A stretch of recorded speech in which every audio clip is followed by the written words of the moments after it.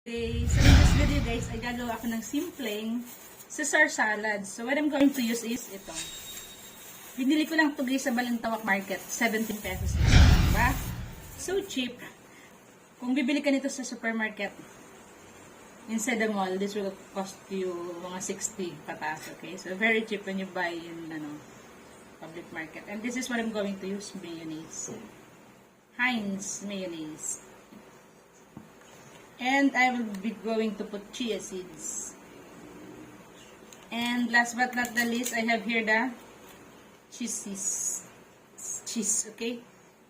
So, first things first, guys, i-check nyo kung okay pa yung okay? Para mas maganda, pasadahan nyo na lang ng tubig. Yan. Maganda kasi fresh na fresh pa siya, guys.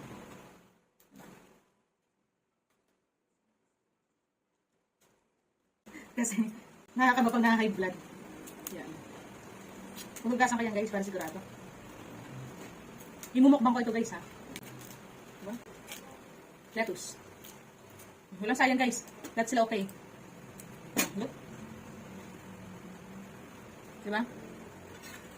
So, gagawin ko guys is, ano na lang siya.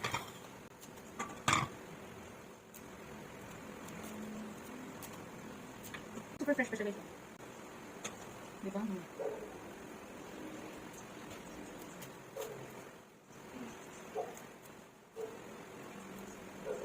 Yung iba guys, hindi na nila ito yung hugasan. Direct lang. Hindi ko na sure. Tikman niya natin.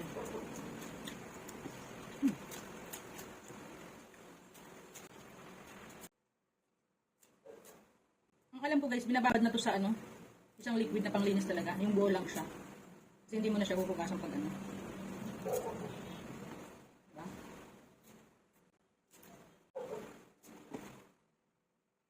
Ang galing guys, mga kami ito. Mga burger, diba? Sakto may burger sana. Burger sana ako din natin. Burger patty. Yan na natin. Okay na ito. May burger patty sana akong binili dyan. Pero ito. Panahiyan na natin. Gawin na natin salad. Okay. So yun guys, gagawa na tayo ng salad.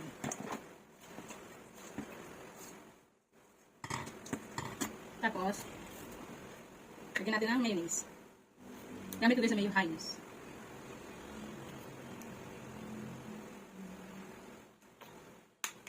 And then, lagyan guys natin ng cheese.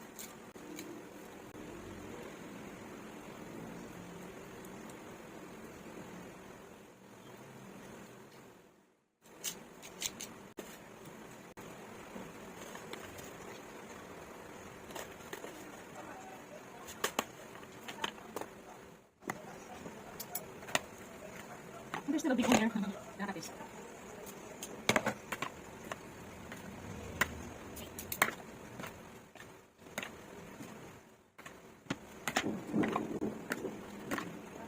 Another.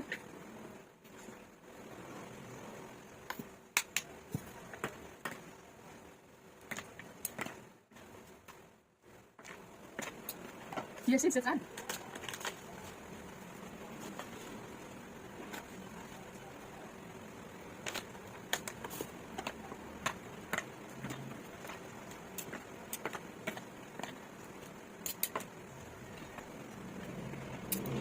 Okay, so here's our simple salad.